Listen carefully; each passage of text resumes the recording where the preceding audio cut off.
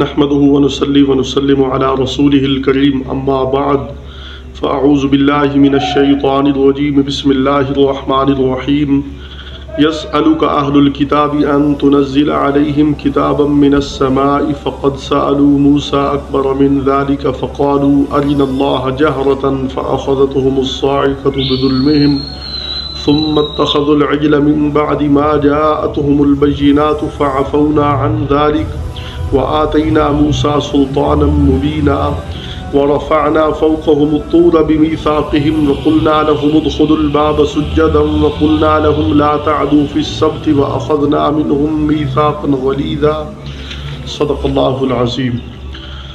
سورۃ النساء آیت نمبر 153-154 میں نے آپ کے سامنے پڑھی ہے۔ اللہ رب العالمین اس قرآن سنت کو سمجھ کر ہمیں عمل کی توفیق عطا فرمائے۔ فرمایا یسألک اہل الکتاب ان تنزل علیہم، آپ سے پوچھتے ہیں اہل کتاب کہ تو اتار ان پر کتابا من السماء، آسمان سے ایک کتاب۔ فقد سألوا موسیٰ اکبر من ذلک، انہوں نے سوال کیا موسیٰ علیہ السلام سے اس سے بھی بڑا۔ قرآن و سنت کے اندر اہل کتاب دو طبقوں کو کہا گیا ہے، یہود اور نصارہ۔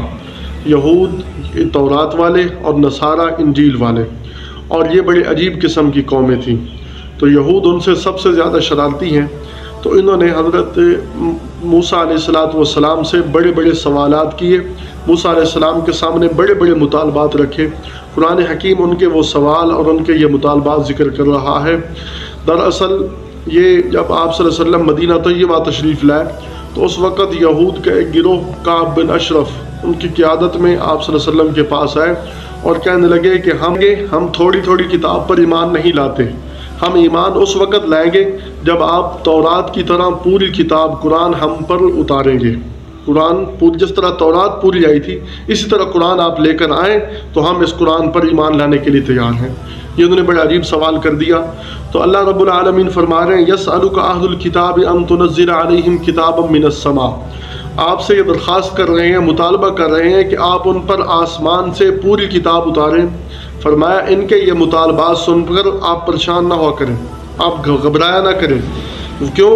فقد سألوا موسیٰ اکبر من ذلک، انہوں نے موسیٰ علیہ السلام سے اس سے بھی بڑے سوالات کیے تھے، ناممکن چیزوں کے متعلق انہوں نے موسیٰ علیہ السلام سے سوال کیے تھے۔ فقالوا ارنا اللہ جہرۃ، کہنے لگے ہمیں دکھاؤ اللہ، ہم اس کو روبرو دیکھنا چاہتے ہیں۔ کتنی بڑی گستاخی کر دی۔ اللہ نے ایک چیز دنیا کے اندر ناممکن رکھی ہے، ممتنع ہے، ہو ہی نہیں سکتی، انہوں نے وہ بھی مطالبہ کر دیا۔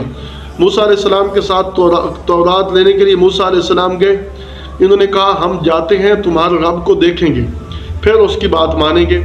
تو پھر گئے وہاں اللہ تعالیٰ کی کلام سنی، کہنے لگے ہم تو اللہ کو دیکھنا چاہتے ہیں، تو گستاخی کر دی۔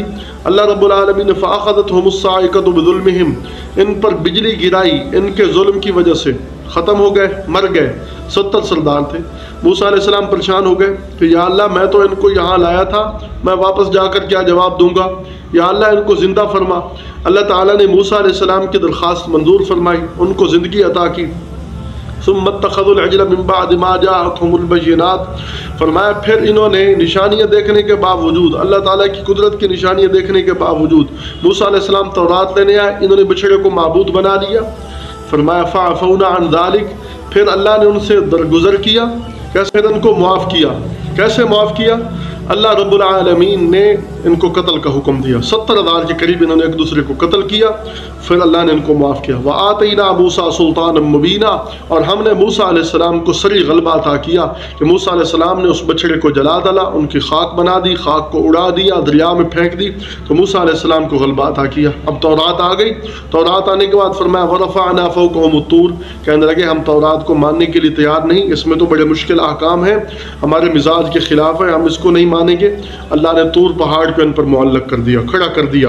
دوسرے مقام پر فرمایا وَإِذْ نَتَقْنَا الْجَبَلَ فَوْقَهُمْ، ہم نے پہاڑ کو جڑوں سے اکھیڑ کر ان پر کھڑا کر دیا۔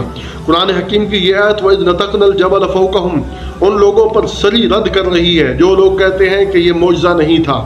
موسیٰ علیہ السلام کی قوم، ان کو پہاڑ کے نیچے ایسے طور پر کھڑا کیا گیا کہ اوپر بھی پہاڑ تھا، نیچے بھی پہاڑ تھا۔ اللہ فرما رہے ہیں نہیں، وَإِذْ نَتَقْنَا الْجَبَلَ فَوْقَهُمْ كَأَنَّهُ ذُلَّةٌ، ہم نے پہاڑ کو اکھیڑ کے ان پر کھڑا کر دیا جیسے کہ سائبان ہے، ایسے پہاڑ ان کے اوپر منڈلانے لگا۔ تو وَقُلْنَا لَهُمُ ادْخُلُوا الْبَابَ، اور پھر وَرَفَعْنَا فَوْقَهُمُ الطُّورَ بِمِيثَاقِهِمْ، انہوں نے وعدہ کیا، اللہ تعالیٰ نے پھر پہاڑ ہٹا دیا۔ وَقُلْنَا لَهُمُ ادْخُلُوا الْبَابَ سُجَّدًا، وادی عتیق کے اندر تھے، وہاں ان کو من و سلوہ اور ترنجبین مل رہی تھی، میٹھا کھانا، نمکین کھانا مل رہا تھا۔ کہنے لگے نہیں، ہم اپنے ہاتھ کی کمائی کھائیں گے، ہم یہاں تو رہنا پسند نہیں کرتے۔ اللہ نے فرمایا چلے جاؤ، اریحہ بستی کے اندر چلے جاؤ، لیکن وہاں سجدہ کرتے ہوئے داخل ہونا، حطۃ کہتے ہوئے داخل ہونا۔ انہوں نے سجدہ کرنے کی بجائے اپنے پاؤں پہلے گھسیڑ دیے اور سرین پیچھے گھسیڑے، پھر سر گھسیڑا، کہتے ہم کیوں سجدہ کریں، اور پھر کہنے لگے حنطۃ، ہمیں گندم چاہیے، گندم۔ تو یہ ایسے گستاخ قسم کے لوگ ہیں۔ وَقُلْنَا لَهُمْ لَا تَعْدُوا فِي السَّبْتِ، ہم نے ان کو کہا ہفتے کے دن میں زیادتی نہ کرنا، ہفتے کے دن میں شکار نہ کرنا، ہفتے کا ایک دن تمہاری عبادت کے لیے مخصوص ہے، وہ میرے لیے خاص کرنا، نہ تمہارے چولہے جلیں نہ تم شکار کرو۔ ہفتے کے دن انہوں نے بدماشی شروع کر دی، انہوں نے مچھلیاں پکڑنی شروع کر دی، اللہ تعالیٰ نے منع کیا۔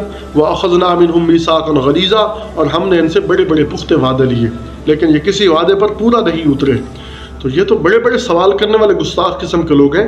یہ تو آپ سے سوال کر رہے ہیں کتاب پوری کی پوری بتاؤ، اگر سوال کرنے کی غرض اگر یہ ہو کہ شبہات دور کرنا ہے پھر تو وہ دور ہو جاتے ہیں، لیکن اگر سوال کرنے کی غرض ہی اناد اور بغض ہو تو پھر کبھی شبہات دور نہیں ہوتے، پھر ہدایت نہیں ملتی۔ یہ ہدایت کے طالب ہی نہیں ہیں۔ اللہ تبارک و تعالیٰ نے ان کا بھانڈا پھوڑ دیا۔ اللہ ہمیں راہ ہدایت نصیب فرمائے۔